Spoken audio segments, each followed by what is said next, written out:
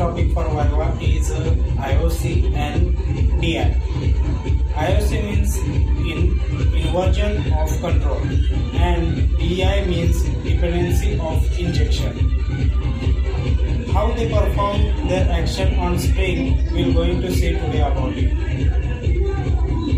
We can say that inversion of control is a principle of software engineering which transfers the control of object or a product of a program to a container or a framework. We must often use it to the context of the object-oriented programming language.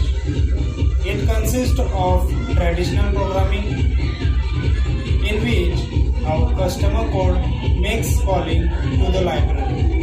IOC enables a framework to the controller to take the control of the flow of the program and make the call to out the customer code to enable this. The framework use abstraction and addition behavior built in. If we want to add some of your own behavior, we can do it, extend the class, and the framework will plug in to its own class. The advantages of this architecture, we can say that decomposing the execution of the task from the implementation, making it easy and switching between the different implementation in greater modularity of the program and great easy to testing a program by a isolation component or making it a dependence and allowing two components to communicate through the context.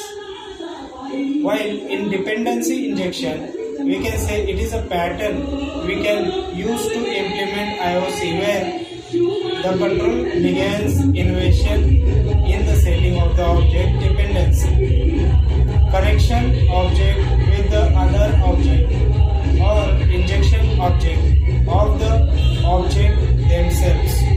Inside it works like when we apply, for example, we are taking the object and containing it to pass the value.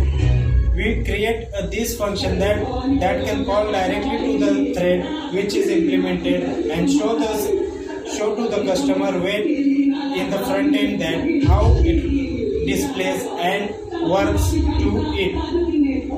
However, we would create an object depending in the addition of the program. For example, we can say that when we create a class, we can create multiple methods. When we call an item object